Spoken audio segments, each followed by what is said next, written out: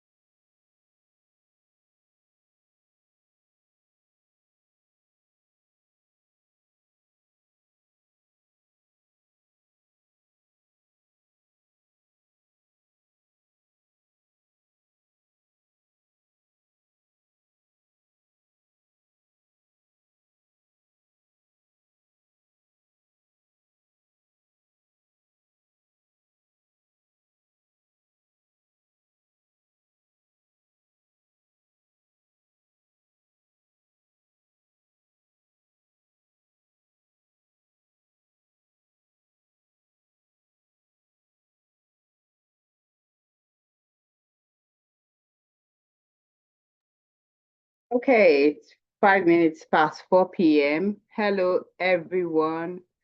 My name is Ivy, and I'll be your facilitator for this event.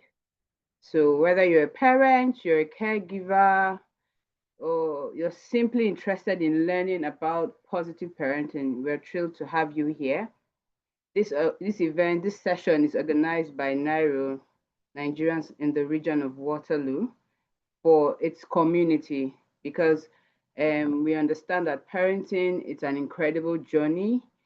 It's filled with joy. It also is filled with challenges and the opportunities to learn while you go on the journey.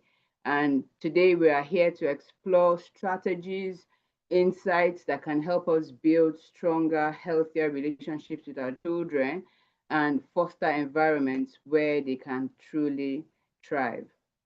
So this session, we have a very simple agenda today. We'll just go straight into talking about positive parenting. our guest speaker, Elizabeth Akinyemi, is here with us, and she's excited to take us through, this session and, open up to us about parenting and what we can, learn from it. So if you are here and you can hear me, I'd like for you to, type in the chat box where you're joining us from. So NIROW covers Nigerians that live in the region of Waterloo, which comprise of Kitchener, Cambridge, um, Waterloo, North Dumfries, Wilmot, Wesley, and some part of the North Dumfries, sorry. So if you are here, just let us know exactly where you're joining in from. I'm joining in from Cambridge, and I'm seeing that Mabel is joining in from Kitchener. Thank you so much, Mabel, for finding time to be part of this event. Yes, I see someone else is joining in from Kitchener. Thank you so much for taking the time to also chat, sending where you're joining us from the chat box. It's a pleasure to have everyone. Thanks, Boma. Welcome. I get to meet you again. Last time I met Boma was during the Taste of Motherland event, and it was a pleasure to see her. I used to see her name in the group, but I didn't know who she was until I met her. Thank you so much for joining us this evening. So maybe just before we go, I'd just like for everyone to just say one word they can use to associate with positive parenting. If you're just comfortable, just send it in the chat. When you hear positive parenting, what one word comes to mind? Empathy, right? Halima says empathy. When she thinks of positive parenting, what comes to mind is empathy. Patience, strong relationships. Nice.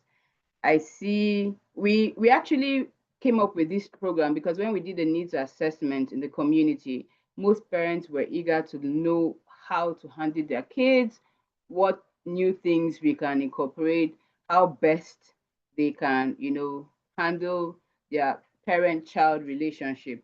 And like I said, if we know better, then we can do better. So this is what this event is about. This session is about. Elizabeth is here. She's ready to answer all your questions. For some people who registered and included the questions they have for the speaker, I sent them to her, and she would, provide answers for us during the session. So without further ado, I'll just go on to introduce our guest speaker for this evening.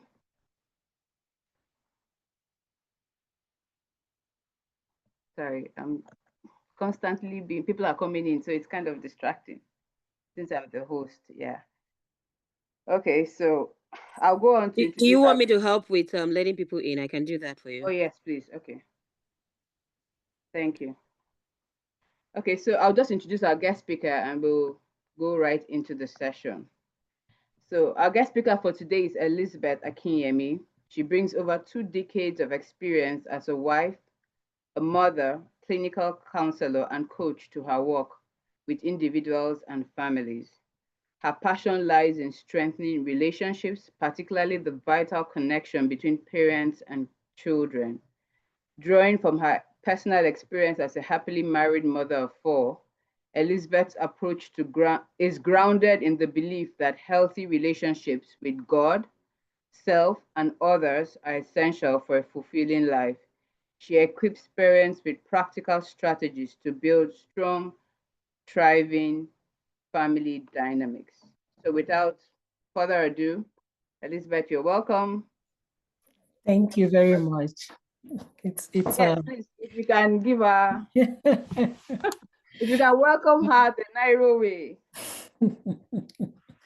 Thank you, Ivy. Well, it's an honor to be here. I think each time I get to sit with people, anyone, I see it as a privilege because I get to share part of me, part of my life, part of my time with them as they also get to teach me some things or share with me things that they've learned or learning or working through. As parents, we need support. None of us can do this on our own, right? So it's my joy to be here. Like Ivy said, we're going to be talking about positive parenting. So let me start by sharing my screen and we get into it.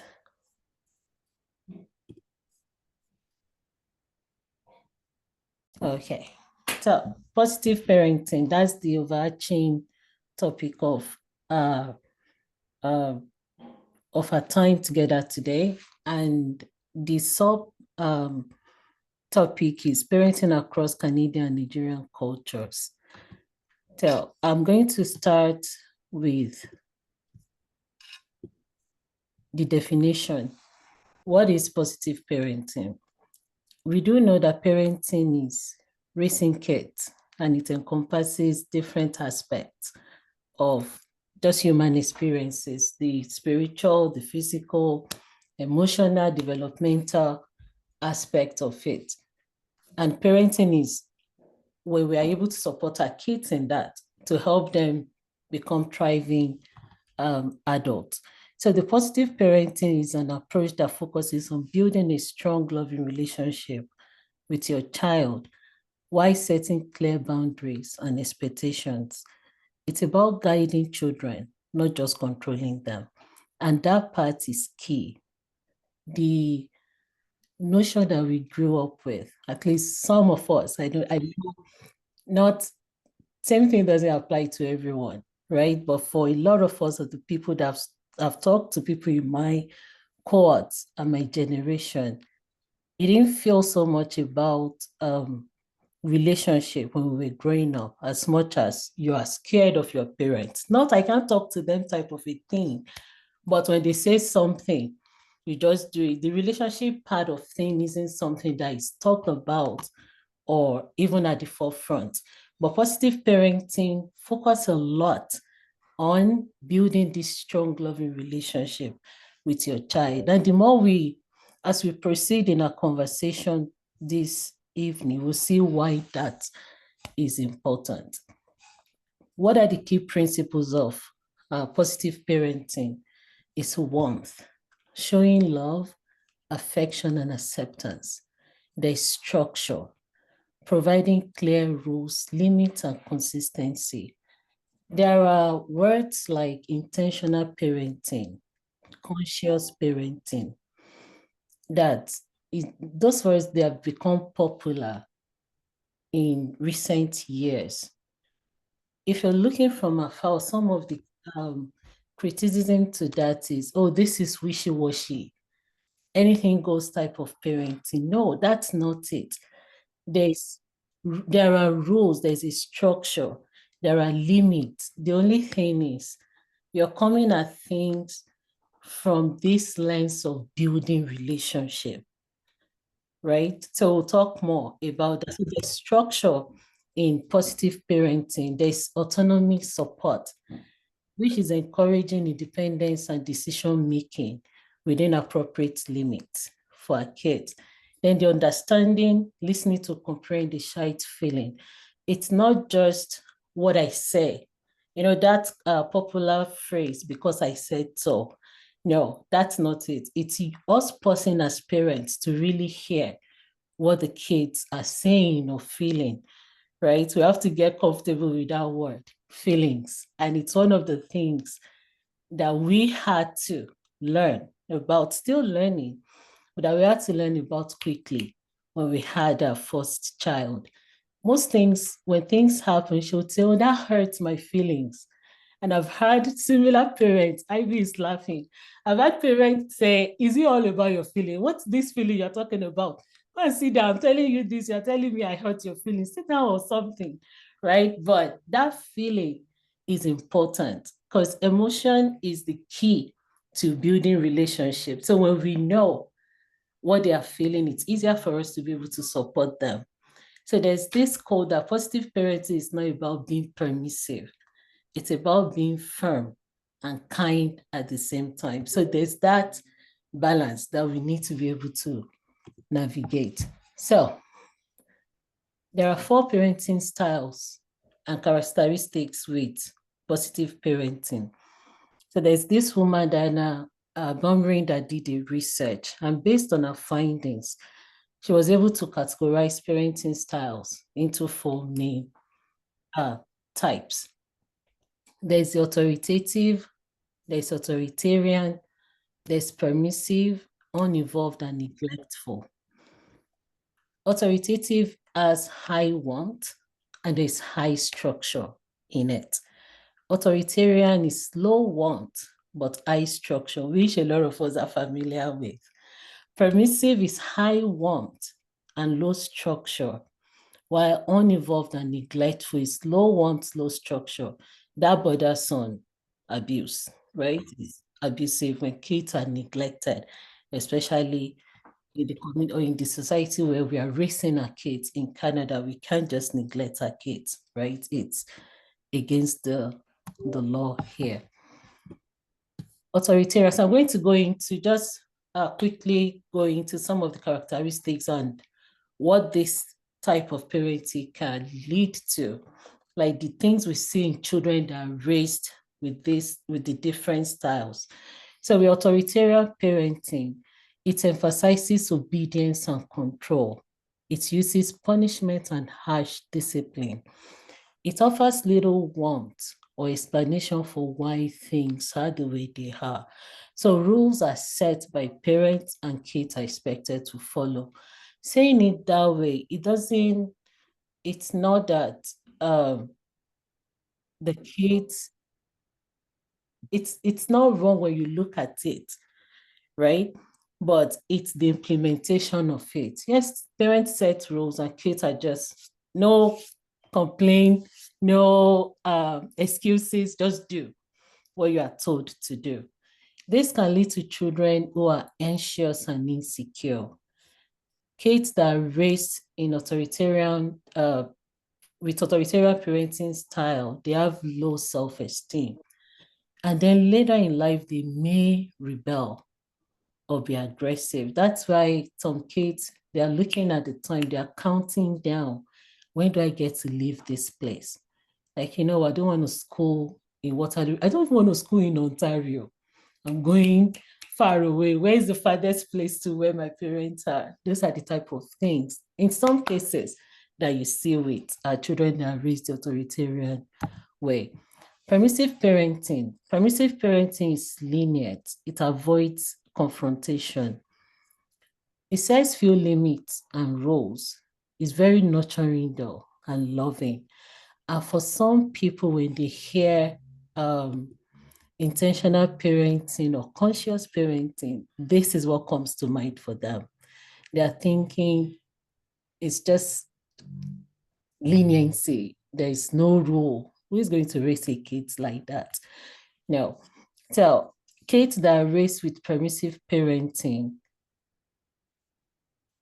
lack self-discipline, right? They may have problems with authority and they tend to be immature. You can see why that can be the outcome, right? Because they don't make decisions. They don't hear a lot of, no, you can't do that. There are no limits on what they can do or can't do. And when they are faced with real life challenges, which comes everybody's way, they melt. How do I deal with this? I don't know. What do I do? Right? That's with permissive parenting. Uninvolved or neglectful parenting is emotionally distant and neglectful. This might be because parents themselves are struggling or there are things happening that's making it challenging for them to be able to do parenting well. It provides little or no guidance or support to kids and meets only basic needs. And in some cases, basic needs even go unmet, right?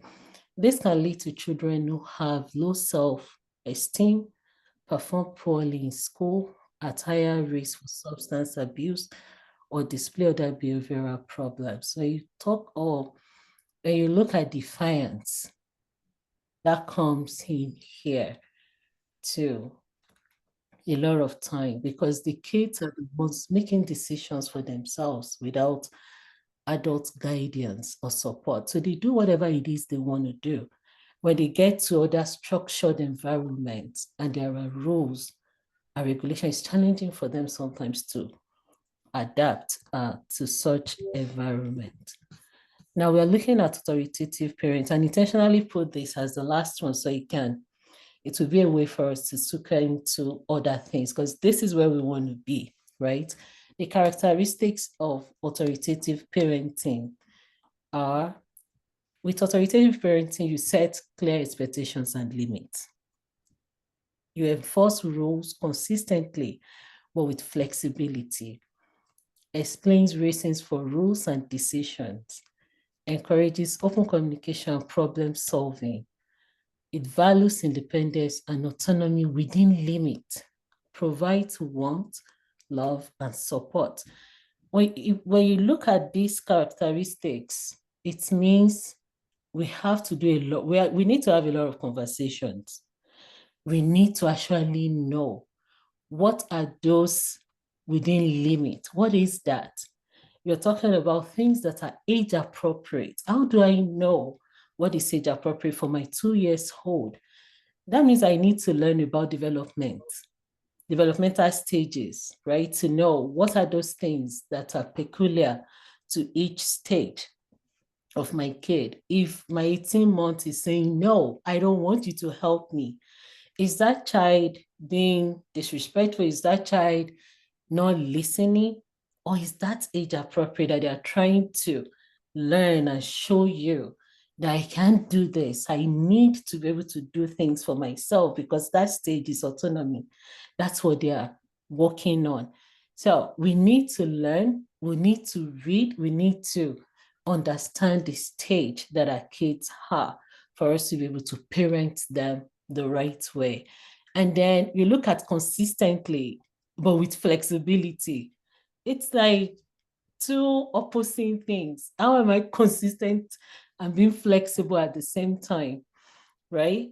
So those are the nuances of authoritative parenting that calls for us to position ourselves differently, maybe even differently than we are comfortable with.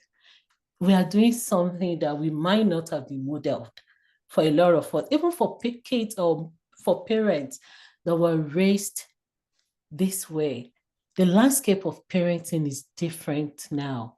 The society, not just because of the cultural changes, but even the way things are done, the things kids have access to on internet, even other kids. If we're able to protect our kids, how about other kids that will bring things to school and they can access things through their cell phone and all of that?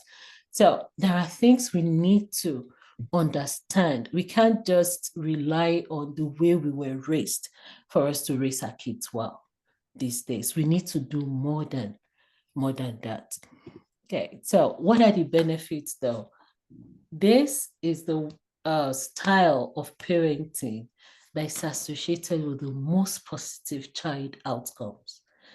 And it can lead to children who are happy and well adjusted, self-confident and independent, academically successful, socially competent, and resilient. We want all of this. I want this for my kids, right? I believe all parents want this for their children. Why does positive parenting work? It focuses on teaching, not just punishing.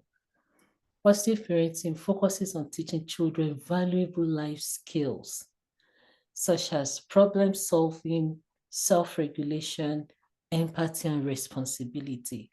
It doesn't let kids off the hook, no. But it puts a lot of uh, work on the parent to actually do things right or do it differently. So we are teaching, we are raising, we are discipling. All of this is coming in as we parent because we have something in mind that we are working towards. I want this child. We'll get to the place where I'll ask you, what are your values? Why are you doing the things you're doing? What do you want to see in your kids? What is that vision that you have for them as you're raising them? And that would inform the things and the ways through which we teach and raise them. So in positive parenting, it's focusing on teaching them life skills, whatever that is that they need at that stage of life that they are at, right? It focuses on building strong relationships. This part is key because relationship for us as parents, that is our biggest asset. I talk about this that when you look at the reason why we can correct our kids and they listen is because they want to belong to us.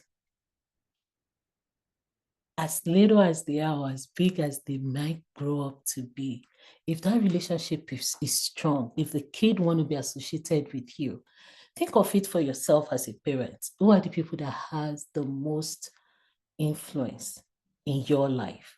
There are people that you have relationship with. If you don't have a relationship with someone, it's well, I don't care about what they say because they are not that important to me. But for people that you have relationship with, you listen to them.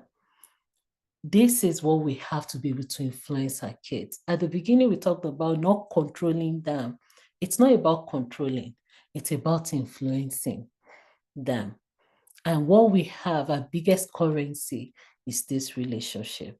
In building the relationship, and we build it on a foundation of trust, open communication, and it makes children more likely to cooperate and seek guidance. Not just as children, by the time they are teenagers, when they are adults, they'll still come back to us if we have a good relationship. So it's worth investing time and effort and resources into. It promotes healthy development. Remember, I talked about learning the stage of life that your kids are in. What are those things that are expected at this stage of life? And you can help them to learn those things. It fosters emotional, social, and cognitive growth. This leads to well-adjusted and resilient individuals. Now, what are the key strategies that we use for this? Positive parenting sets clear expectations. You communicate rules and limits in a way that children can understand. In some cases, as it's appropriate, we even set those rules together as a family. What are the rules? What are the regulations? What are the things that we want in this family? What are those things that are important to us? And if these rules are broken, what will be the consequence for this? Right? I talk to parents and I tell them when you ask your kids to tell you consequence for something, you'll be surprised. Things that they'll come up with. Sometimes you might be the one that will be, okay, you need to temper it down. No, maybe not that one, right? Especially if there are more than one kid. They'll tell you, okay, if it's okay, if this happened, something that one of the siblings does a lot. If this happened, then this should be the consequence. And then you ask them, what if it's you? Right? So it opens up the room, it opens up spaces within a home and a relationship to be able to grow closer together and start learning the skills that they need for life, right? It's consistent discipline. Follow through though with consequences. When you set a consequence for something, follow through with it, but avoid harsh punishment. The thing with punishment is it stops growth in its track. If when a kid does something, we are quick to either yell or lash out or hit them, the anger or whatever it is we felt in that, we dealt with it that way. The kid will withdraw. A lot of the time we feel bad, right? But and that might be that for intentional parenting or positive parenting or the relationship that is influential, we might go back to make repairs. Like, okay, I'm sorry this happened. All of that makes the thing easier. But by lashing out or by with harsh punishment, we don't talk about what's really going on. What if that kid yelled or did something or kick at something because something happened at school? Part of what we know psychologically is when something happened to us, if we don't process and walk through it, we trap that emotion in ourselves. And the next place or the next time we are dysregulated, it's all of the other past dysregulation that's coming out with whatever it is that we're dealing with. So if someone sped and overtake you on the highway, you're coming, I just drove in a weird way, and you are upset, but you couldn't do anything to the person because the person is gone. You are angry. When you get home and you step on a toy, guess what? The anger is coming to, it's going to come out with, who put this here? You guys never listen. All of that is, everything is coming down. Why? Not, but we weren't even reacting to the toys on the floor.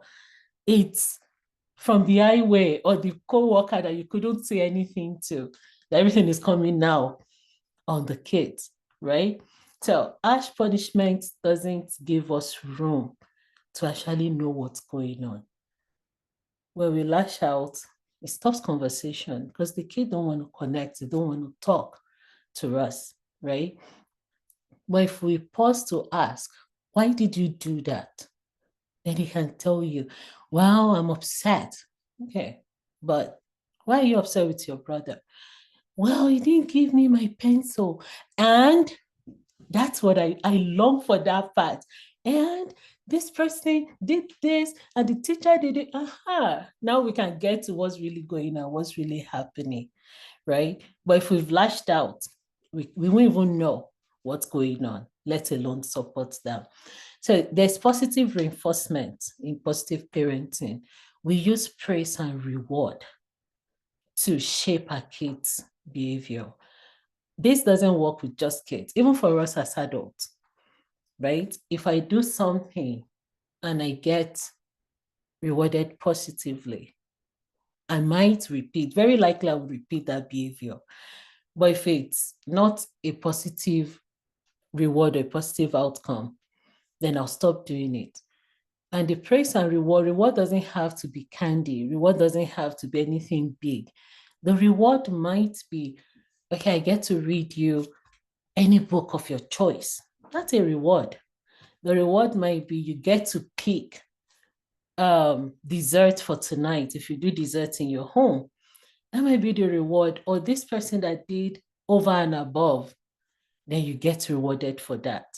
Not just the general thing at home. If you do what is expected of you, what is expected of you, it's fine. We still say thank you, but you don't get rewarded for that. But if you now do over what is expected, okay, now you get rewarded for doing something more.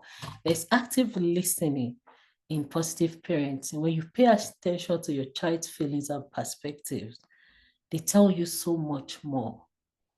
And the same for us as adults too, as parents. When we lean into our partner, into our spouse to talk to them about something, when they pay attention, we talk more.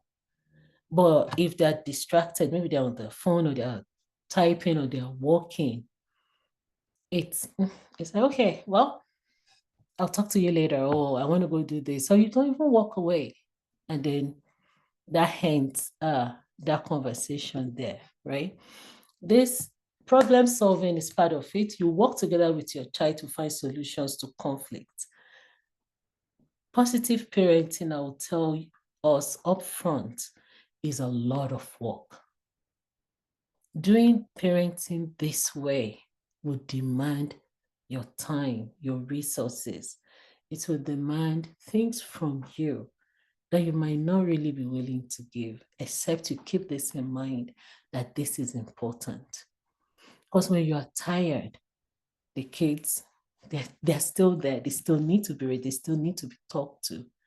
And you're going to be talking a lot and researching and reading and praying if you're a praying woman. And if you don't pray, well, whatever it is you do that helps you to ground, right? You need to be doing those things.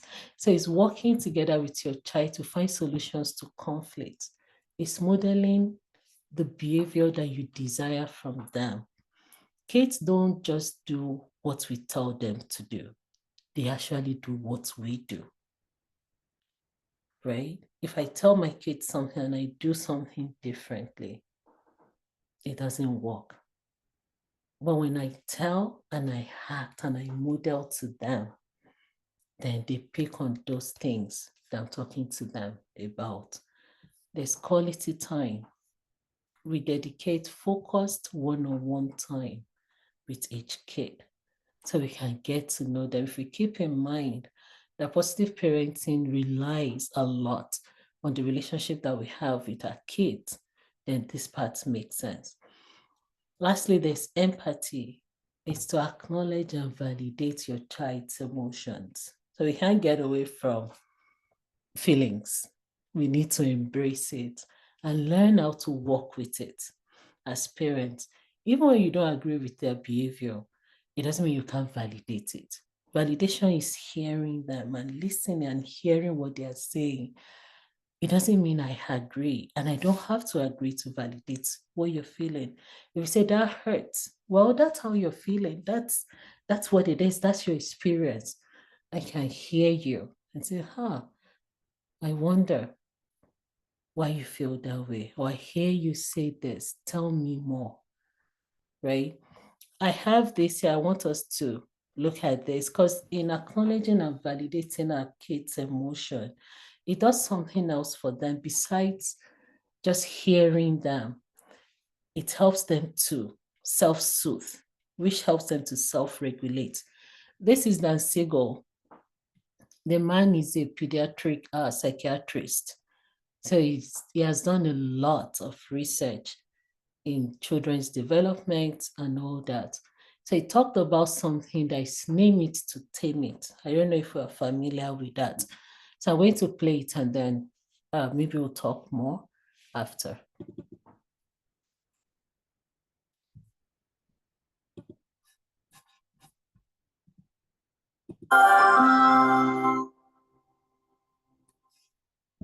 There are studies that everybody should know about that I summarize with the phrase, name it to tame it. So if you're really agitated, you're frightened of being rejected again, or you're really upset with what happened, or you're angry or whatever, in Maria's right brain, I can tell you this, in addition to right and left, there's, now please excuse these incredibly simplistic statements, but there's an upstairs brain and a downstairs brain. Now, I'm fine with that for this parenting book, but believe me, my other foot is in science, and the scientists would see that and go, what?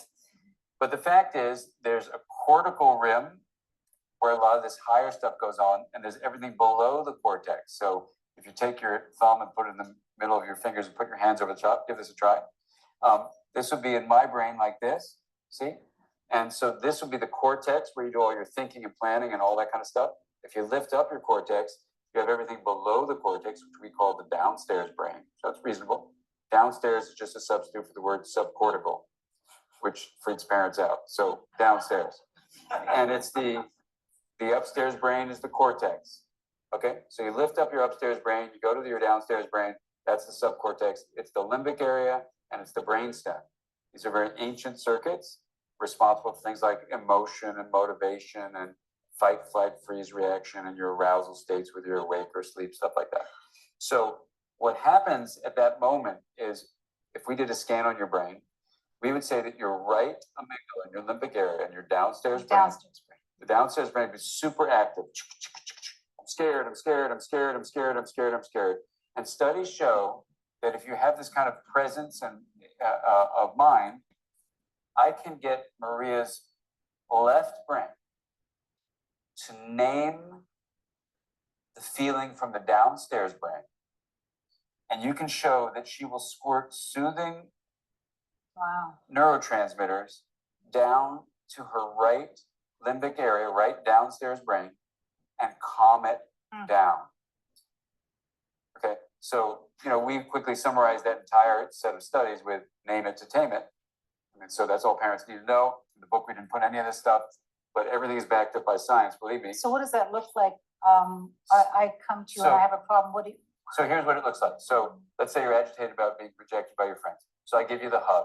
All I'm doing at that moment, I'm not naming anything. You don't jump to that. First, it's connect and then redirect. So that's, we have these strategies, connect and redirect. So the idea is first I connect with my right hemisphere. That helps soothe your whole system, but you're still nervous about going back to school.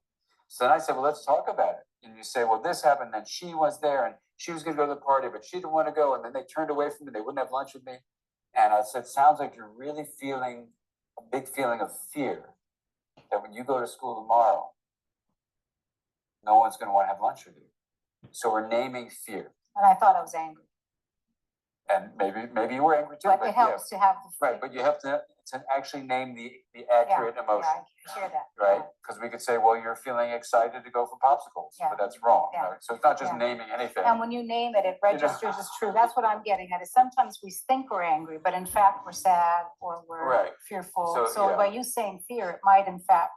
That would calm your downstairs brain. Yeah. Right. So at that moment, then we're using first connecting with the right hemisphere. Helps the system get stabilized. You don't feel alone. Mm-hmm. The next step is to name it to tame it. So I'm going to now help you with my left brain because I'm going to use both my hemispheres together and go, gosh, I wonder what my daughter's really feeling here. And I'm not going to tell you what you're feeling, but I would say something like, I wonder if you're feeling scared. And then in Maria's brain, the whole system calms down.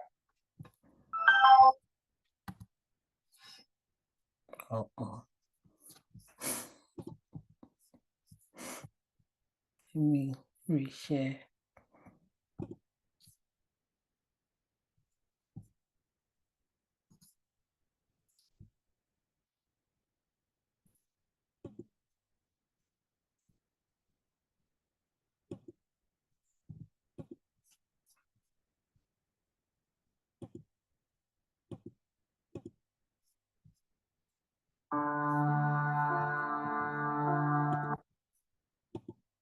Okay.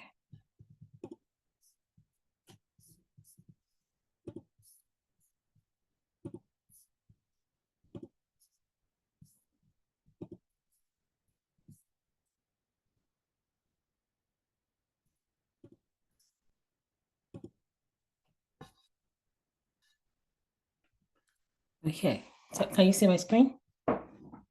Okay, so we're back here. That's the name it to tame it. That when we help our kids to name what they're feeling, we actually help them to regulate to regulate themselves so we can deal with whatever it is that is happening in the moment. So empathy and acknowledging and validating our kids' emotion helps us to be able to build a relationship with them, to talk more, to get more insight into what's going on. So example might be, instead of saying something like, stop yelling, it can come out as, okay, I understand. Validation will be, understand you're frustrated. Or maybe even if we want to do the name it, tame it might look like, what's going on? You are yelling. Tell me what's happening, right? And then they can tell you, I'm frustrated or I'm upset or whatever it is they're feeling. They can tell us what it is. Then we go to, well, I can understand why you're frustrated or you're upset, but please use a quieter voice, right? We go back to the rules and the limit that we already set and is in place. That transitions us nicely into discipline and punishment. Well, with discipline, there's a difference between discipline and punishment. As we'll know, discipline focuses on teaching and guiding, and it aims to promote long-term behavioral change. It's respectful and constructive. Yes, we have to respect our kids too, because respect is not just about age. We have to be respectful and constructive in our conversations with them. So, examples of discipline is timeout. Well, I know there are school of thought and recent research that's talking about time in, right? So we have time in, the difference is in time out is, okay, go to your room, which might be necessary sometimes depending on what's going on to separate. So you can take time for yourself to help yourself get grounded and calm down, and for the kids to do something else. That's time out, to give both the parents and the kids or the two kids time to calm themselves. But in time out, what do you have? What's the provision that you have for them? Have you taught the kids when you have time out, when you go to your room, this is your calming corner, go to your calming corner, take a deep breath, write, draw, do whatever it is that helps you. Then we'll come back and we talk about this, right? It might be loss of privileges and it can be problem solving together. So depending on what's going on, that calls for the appropriate discipline might be different depending on the situation. So it's very situational. For punishment is not like that. Punishment focuses on control and consequences. You do this, this is it, right? It may lead to short-term compliance, but has long-term negative effect because the kids, part of the negative effect is the kid might not learn to be internally motivated to do things.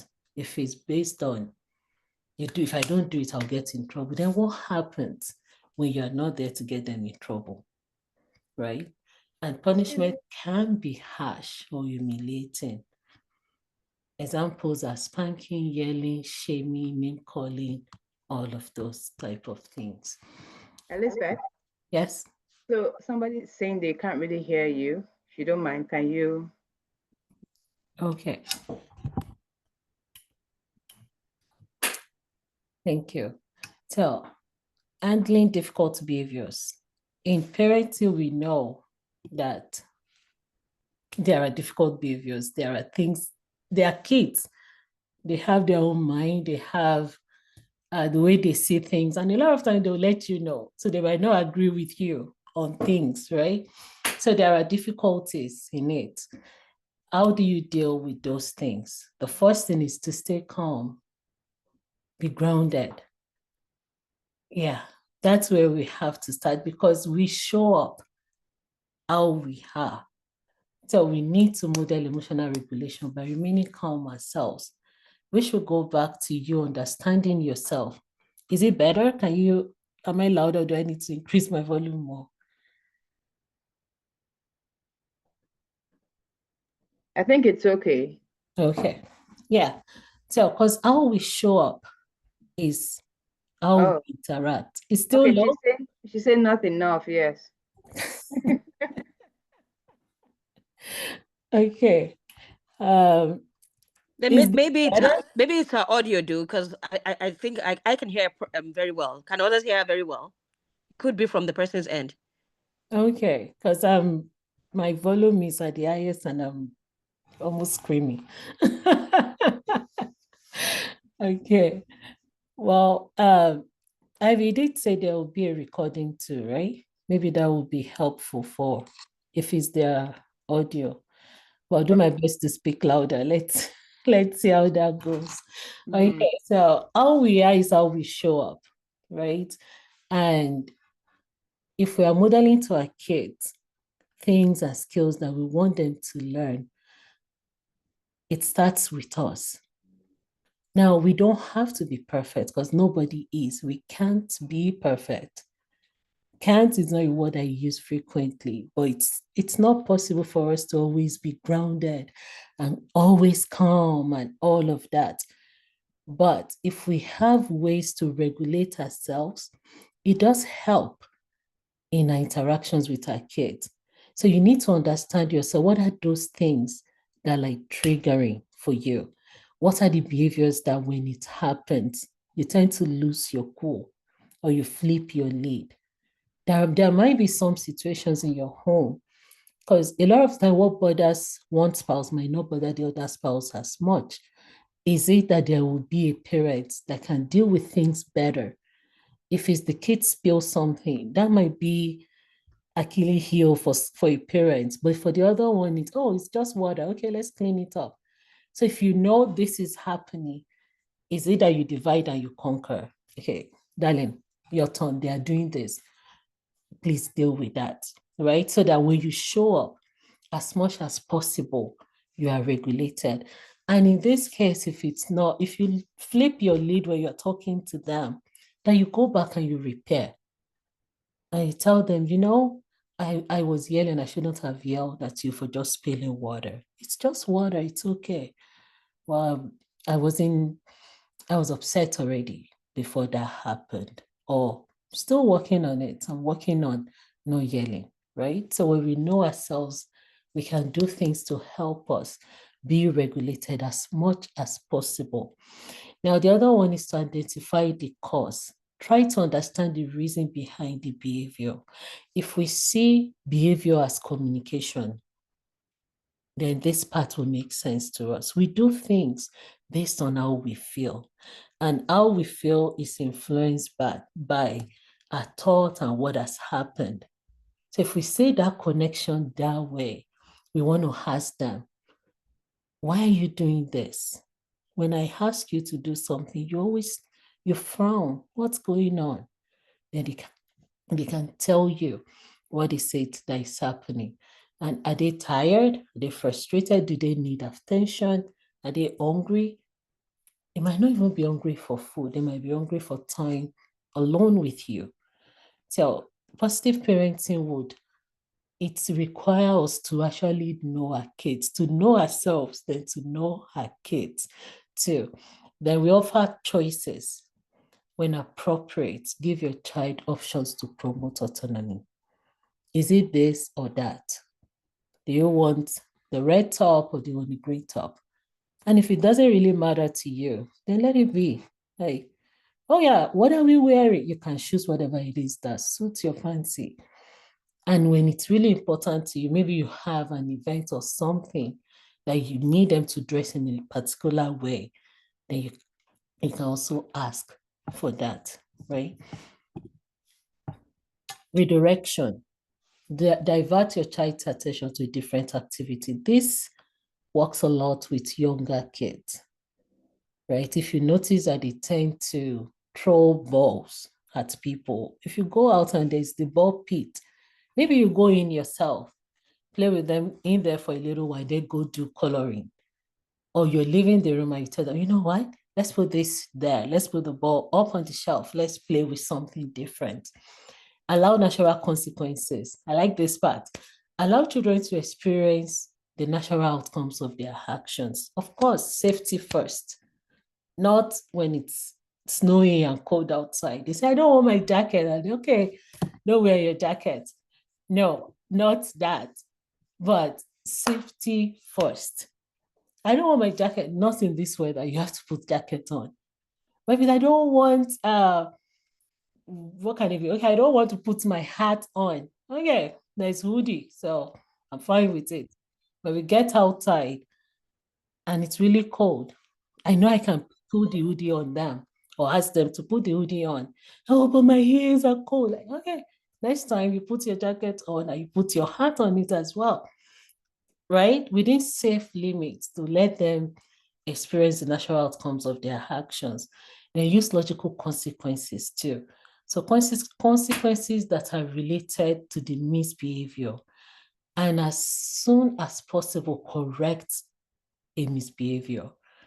If a child did something and you can't deal with it right there and then, tell them this is unacceptable.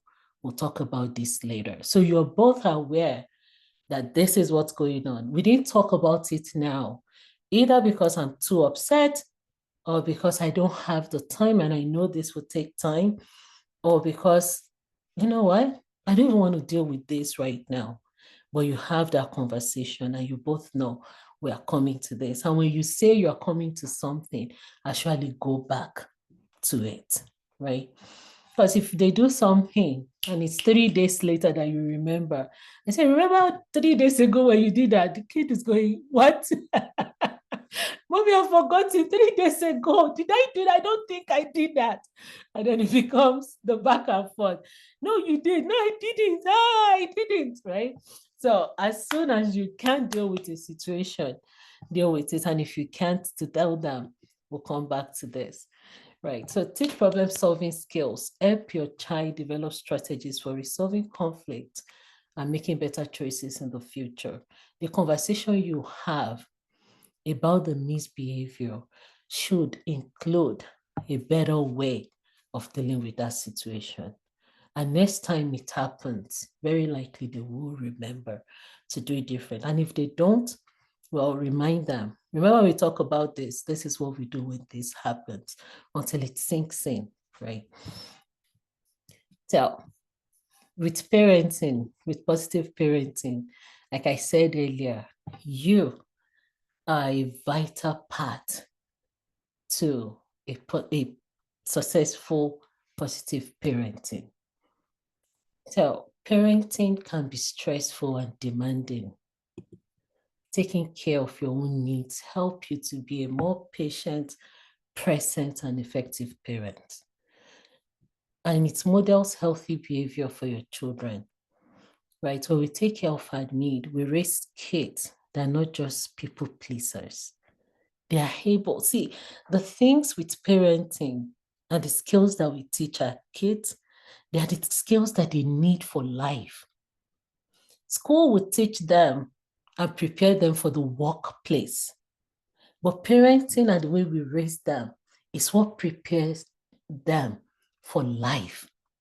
Skills that they need for life, like to build relationship, to have a healthy lifestyle. All of those things are things that we teach them.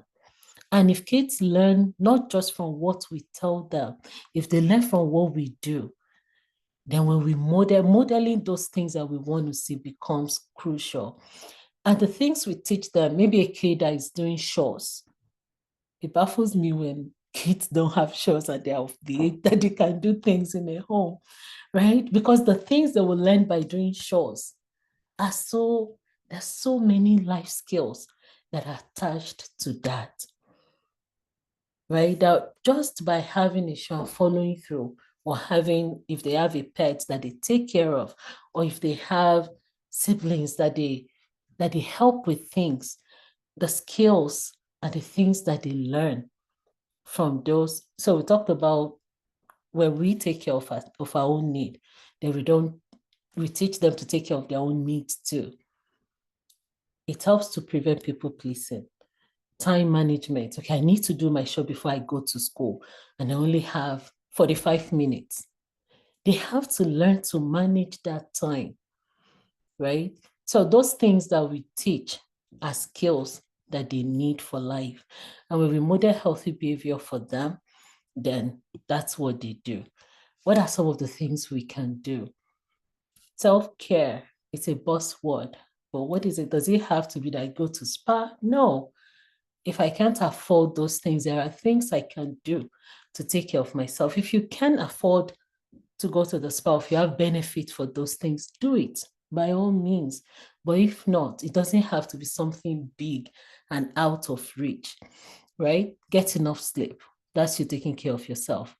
That might mean you get off your devices maybe an hour earlier, right? Or you have the limits that you set for yourself as well, so you can get enough sleep, to eat healthy, to exercise or go for walks, to practice relaxation techniques, deep breathing, just in and out. And when you breathe out, let your exhalation be longer than when you breathe in. That will help to have your own hobbies and interests. If you like drawing, if you like painting, or you can even walk to Walmart or dollar store. They have things there that you can see. Oh, I'd like to try my hands on this. And if it's something that really picks with you, then you can invest more into that. But have something that is your own hobby to connect with supportive friends and family. And this part, seek help when needed. None of us is an island. We need each other to be able to do life well. So have people in your corner, parents, moms that you can reach out to, right? For kids that are going to school for the first time, and depending on what's happening in your life, the type of support that you need. So for kids whose parents for parents whose kids are going to school for the first time, maybe JK, and that first 2 days is going to be challenging. Have one of your friends that you've talked to earlier and let them know, okay, When I drop off these kids, I know I'm going to miss them. I might cry. Can I call you? Right? So they are prepared. By the way, that's something I did for myself, right? Like, so I can call. I can call, and I did call. I needed that support. So think about yourself. What do you need in a situation? And then put support around yourself to set yourself up for success, the same way we set them up for success too. Okay, so the application of positive parenting, what does it look like? In infancy, it focuses on responsiveness and warmth, building a secure attachment. That's it. When the kid cries, please comfort them. Not let them cry it out, cry to sleep. That's not necessary. After how many years? You're not going to be carrying them. Not forever. Each stage is parenting. With each kid, we have very limited time. That if we keep that in mind, yes, it's demanding, it's challenging sometimes, but the joy too is there. And we don't have forever with our kids. So if we focus on the right things with them, how can I make life easier for this kid, for this person that I'm raising? For us, parents, for us that grew up in Nigeria, at least we have neighbors that speak to us positively. We have people that we can go to. We hear and we see people like us as the doctors, as nurses, as business owners, all of these things we were raised to know.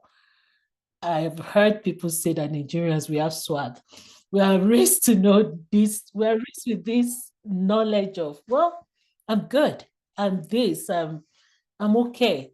I made well. But if we think about kids that are growing up here, it's not the same because they don't have some of those things that we had. Yes, they have different things, but they need us to soften the effect of the things that they might experience outside the home. So the home should be a very safe place for them, right? Where they can let down guards, where they know that they are loved and supported. They don't have to be on guard here, right? So all of that to say that we make life easier for the other person. So if the baby is crying and you can't, please pick them up, right? So we focus on building secure attachment. In toddlerhood, we balance setting limits with providing opportunities for exploration and autonomy. If we know that this stage, they are working on autonomy, then we can ask them, oh, shoes, which shoe do you want? Do you want this red one or do you want a green one, right? So it helps them to build that sense of self. In preschool years, we encourage social skills, problem solving, and emotional regulation. We want to catch our kids here, though, with the emotional regulation, because this is where they can start telling us, oh, I feel this way, I feel that way, that we have words ourselves, that we have emotional words. We know the different feelings that we can help them to name it, to tame it. I hope we all take that away. What are you feeling? And if they can tell you, to know that the way we are designed is our body can even regulate itself. Another way, if you hold the kid, the hug, that does wonders too, right? So we want to learn more about each of the developmental stages for them. With preschool years, emotional regulation is a big deal because if we get it right, then it's easier for them when they grow older. At school age, adolescents, they already have the skills that they need. For school age children, we want to support academic success.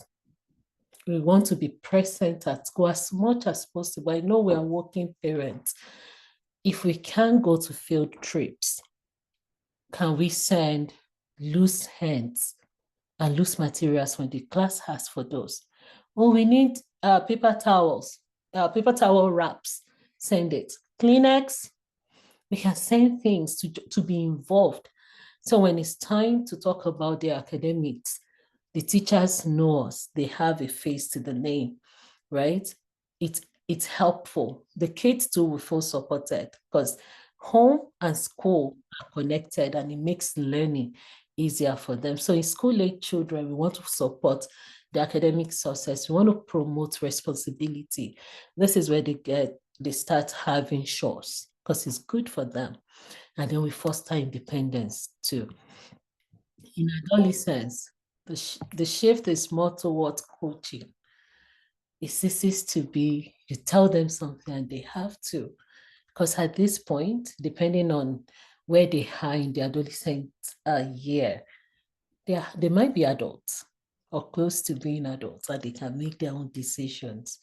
So our role shift. When I say we don't have forever to raise our kids, this is it. Right there at 16, at 18, officially, they are adults, right? So we want to support their growing autonomy and decision-making skills while maintaining open communication. So the effort we put in as infants, as toddlers, preschooler, in their school-age years, it pays off a lot in adolescence and when they become adults. So some of these strategies, when you look at tantrums, how do I deal with this one? Yeah, just some suggested solutions to some of these big things. When a kid is throwing tantrums, stay calm. The way you show up impacts the outcome of the situation that your kid or yourself are experiencing. Acknowledge their feelings. Remember validation when we talked about it, right? Because when they can name it, they can tame it. Ignore the behavior if possible and teach coping skills. If you're in a place where the kid, if they want to roll on the floor, make sure there are nothing they can roll into. If you want to roll, no, don't roll on the hardwood. Go to the carpeted area. You can flung yourself on the carpet and roll there. If that's what you want, yeah, you can do that there. That's something. Make sure that they are safe. But okay, you can ignore the behavior if it's something that you can ignore. And after they've done all of that, you have to come back and talk about what just happened, right? And then you can teach them coping skills. When this happens, if you want something, you don't start rolling on the floor. See how I didn't talk to you when you were rolling on the floor. But if you talk to me that you want this, then you can have it if it's okay at that point, if it's possible, if it's not a big deal.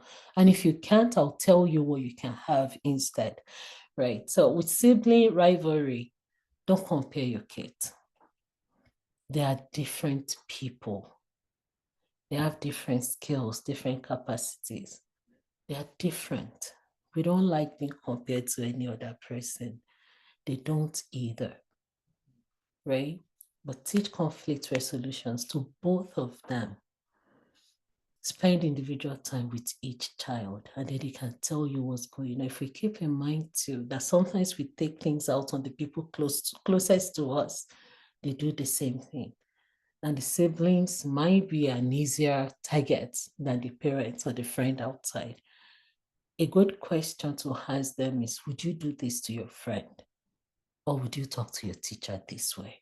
So why are you talking to your brother or to your sister this way? And use that as an opportunity to teach them that the closest people to you are these people in your family, and you want to treat them right. With defiance, we want to set clear limits, offer choices, use logical consequences, but still focus on connection. Technology use, this is something that we have to battle with, right? Set time limits by itself is a topic on its own. Set time limits, model healthy tech use yourself. If someone they're talking to us and we're on our phone, yeah. When we're talking to them and they have devices, they're going to do that too. Have open communication, offer alternative activities. So we're not watching TV from this time to this time, Monday to Friday, no TV, but we're going to the library on Saturdays to get books. Or we are going to dollar store to get paint, or we're going to Walmart for project. So they know that they have alternatives to screen time.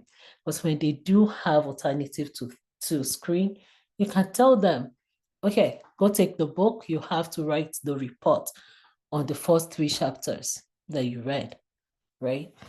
It makes it easier to be able to enforce things. So for us that parenting across cultures, parenting styles and practices vary, right? As we would have seen.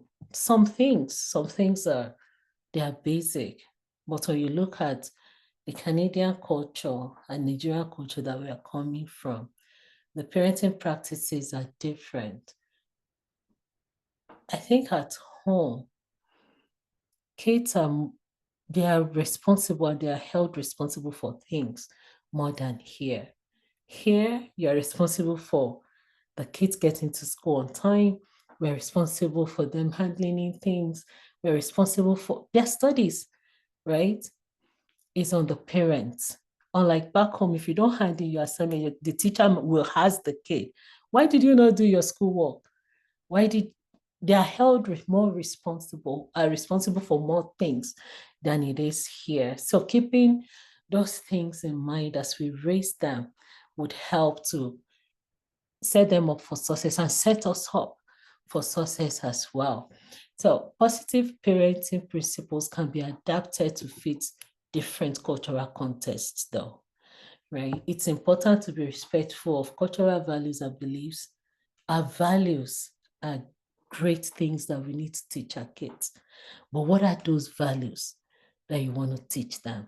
When you know what it is, then we can work towards impacting or find a way to teach them those values. But if we don't have it in mind, if we don't even have it defined for ourselves, how do we teach it to them, right? We focus on the core elements of positive parenting, which are one, structure and respect, and seek to understand cultural norms and expectations around child rearing. We can't just do it the way we do parenting at home. We have to understand, what are my responsibilities as a parent? What can I do to help my kid succeed here, right?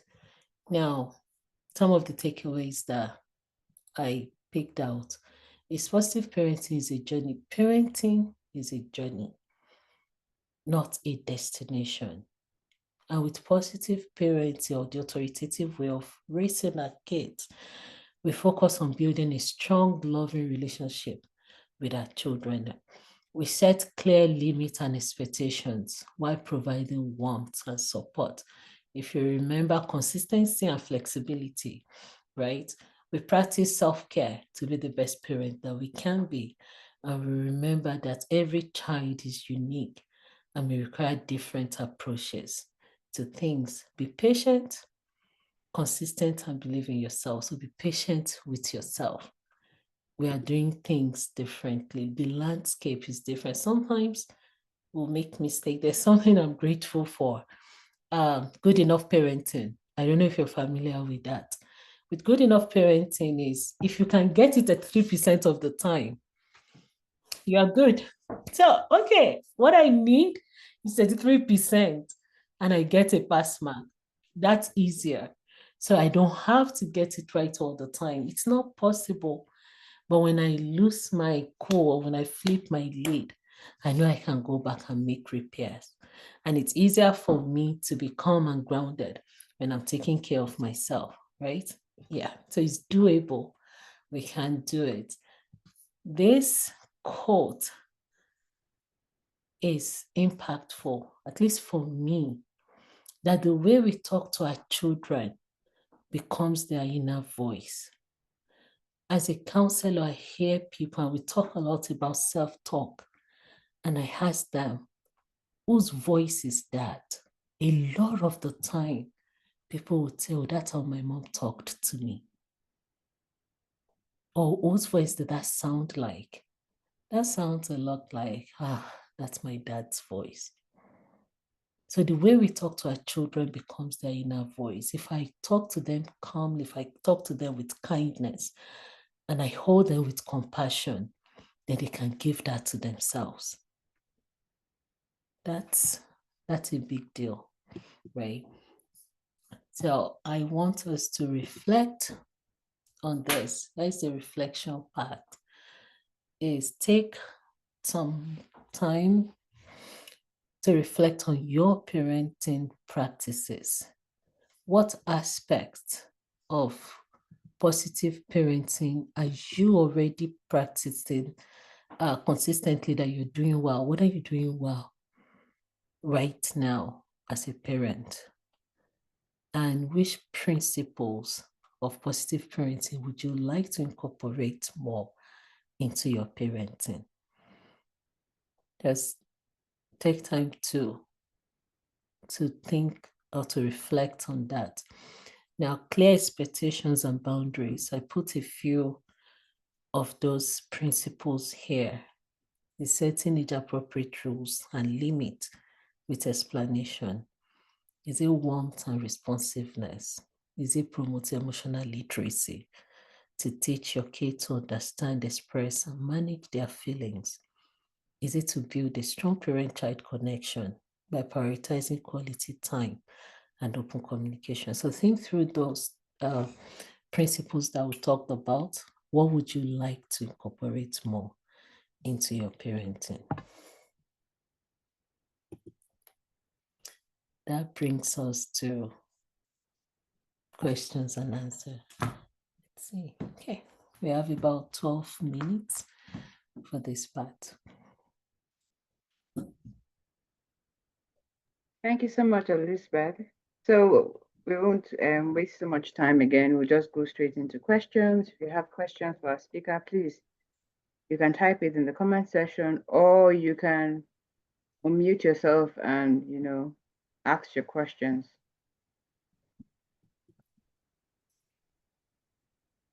Okay, I have a question here because when we sent in the registration form, somebody asked a question.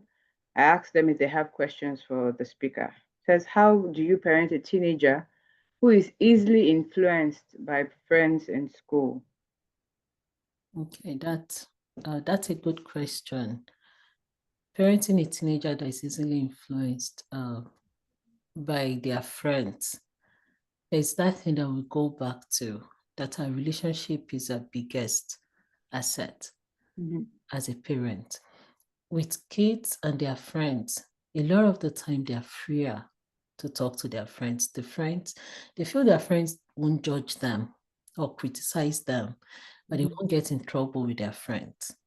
But with us parents, depending on the relationship we have with them, they know, if I tell my mom this, I'm going to get in trouble. If I talk to my dad about this, I'm going to get in trouble. So they talk more to the friends. The way to do that is for us to have a good relationship with our kids, a safe relationship. And how we come about that, one of the key to that is validation. Not necessarily agreeing with them, because they are kids, they're still learning. If they tell us something, oh, mommy, at this kid, they're all doing this and they're all doing that, just to listen, to actually listen to them and let them talk to you about what's going on. When they are done, to even ask, oh, any other thing, tell me more. But for us to be able to do that, remember, I need to be grounded myself, right? I need to know that the way I show up in my conversations with my kids in impact or as a direct influence on whether they would trust me or not. So if I practice validation with them, if I listen without judgment, if I hear them and seek their thought to seek to understand their feelings about things, then they'll come back and talk to me. They'll come back and talk to us as parents. And the kids, we still have, as parents with our kids, most of the time, they still place us higher than friends. If we do it right, they'll come to us. So we want to work on validating the kid. We want to work on understanding and hearing them without judgment. Because when we place judgment on what they are saying, that's it. We shut them down. All right, thank you. I hope that clarifies for the person who asked that question. I have another question here. It says, why do teenagers frown when you ask them to do things, even if they aren't busy, and even if they would do it anyways?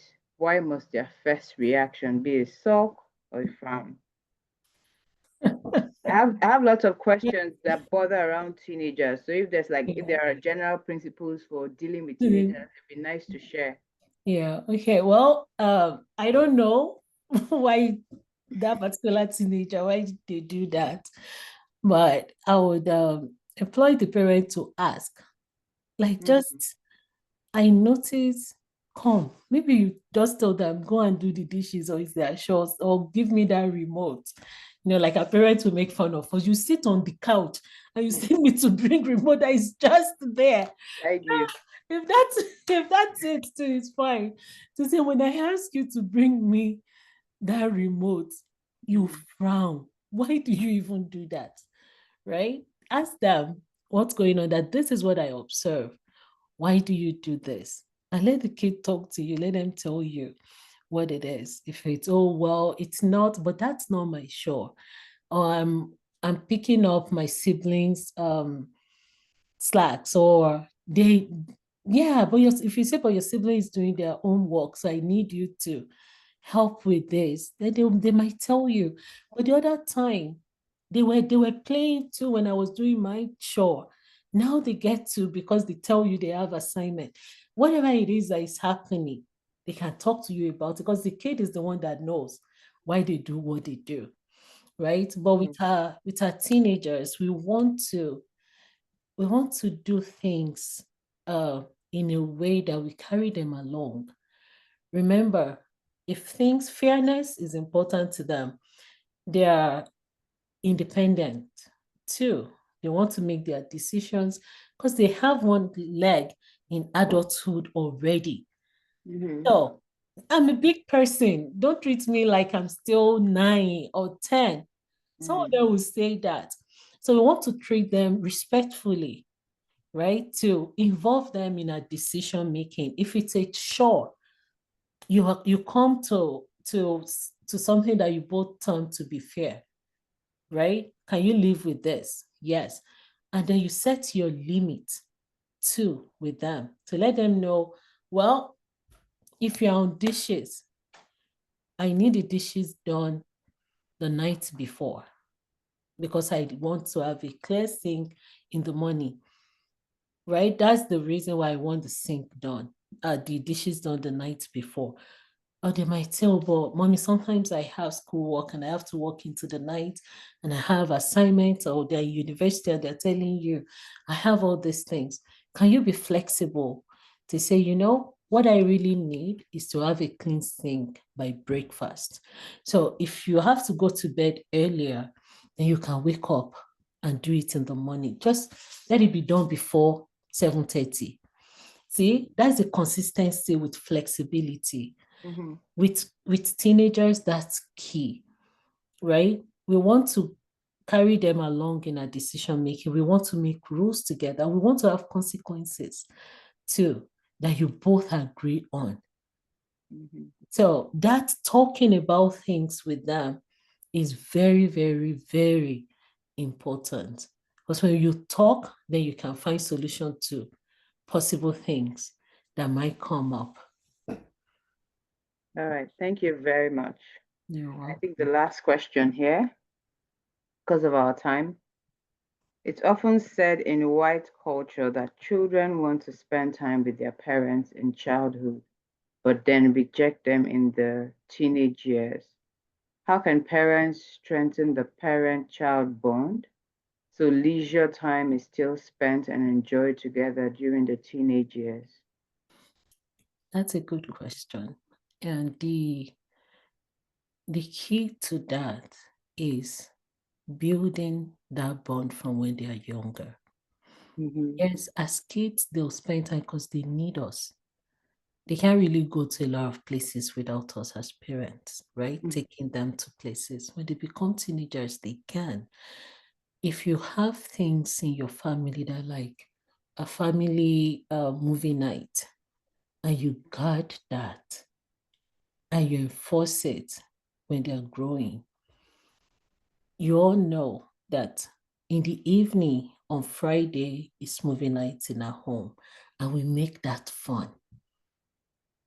Then they want to, for you as an adult, you want to go to a place that is fun, where, you know, I can rest here, I can relax here. One of those things is that we have a family culture right from when they are younger, and we protect that. We do things together as a family, and as they grow older, the activities evolves too to match the age. But the tricky thing is, if you're a family like mine that has adult kids and a 7-year-old, almost 7, how do you determine what to do as a family? Well, we have this standing rule. The youngest pick the movies because that's it. It has to be something that the youngest person can watch. But if we start doing that from when they were little, then they know that movie night is this.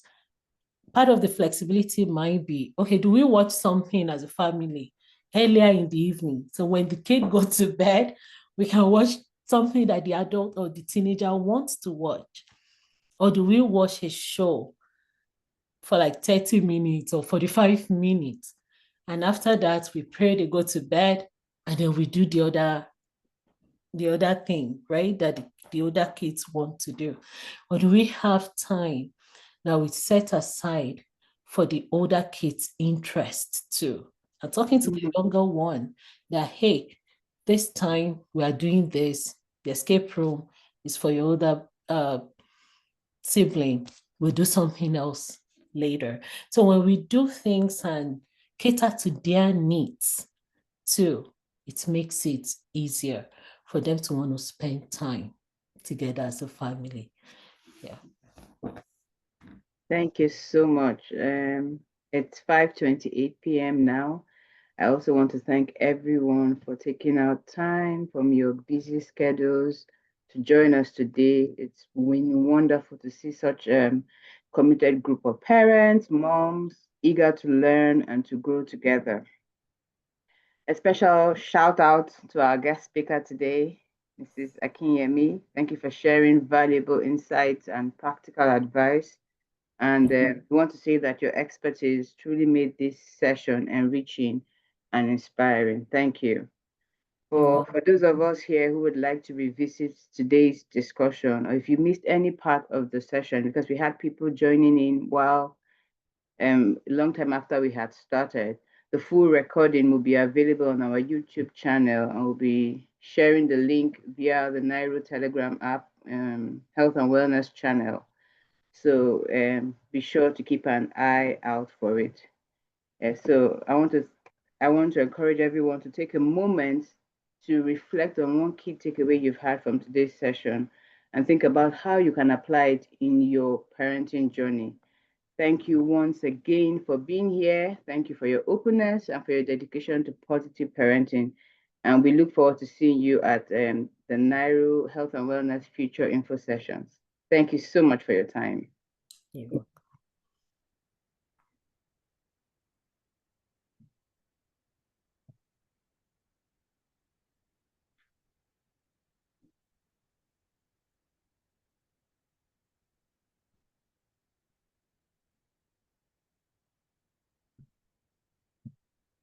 I'm trying.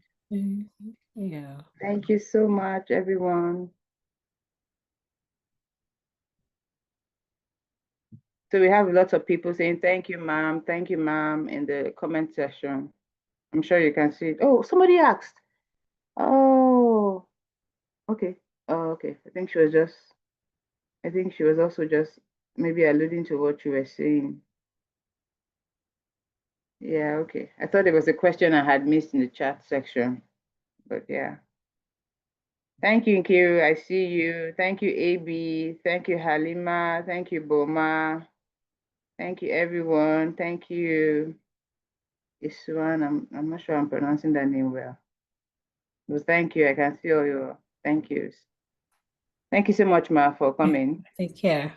Yeah, enjoy the rest of your evening. I'll send you an email. Okay. And I'll also send you the link. Yes. Yes, that would be helpful. Okay. The other part of my presentation that I didn't get to, but maybe I'll add. We can do we can also have future sessions. We can have it. These days, everything is series. So we can have it in series. This thing, you never get enough of it, and like I alluded to, every session, every child is unique and different parenting styles, so some other things would come up and people would need more clarity. So it's also have it also as like in a series form, like. Yeah, so I was saying there's a link to validation. Let me maybe I should. Oh yeah, okay. If you have more resources, it would be nice to also share it. So I can send that to you.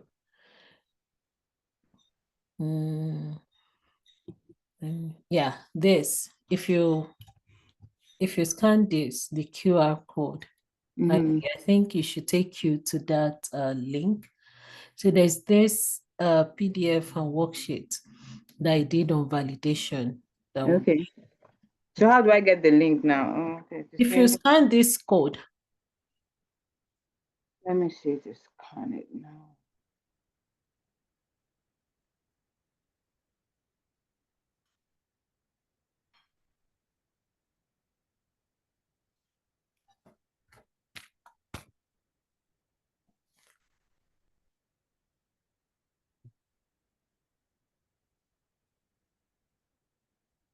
Oh yeah. So if you scan it and you tap on it, it will take you to the form. Let me try another. I think I still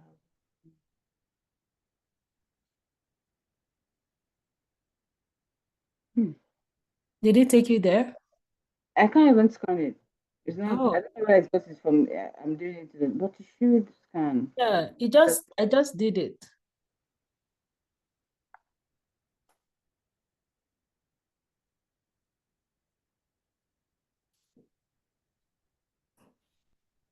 Maybe let me see if I can copy the link and send to you too. Okay, all right. Yeah, and then this is my information.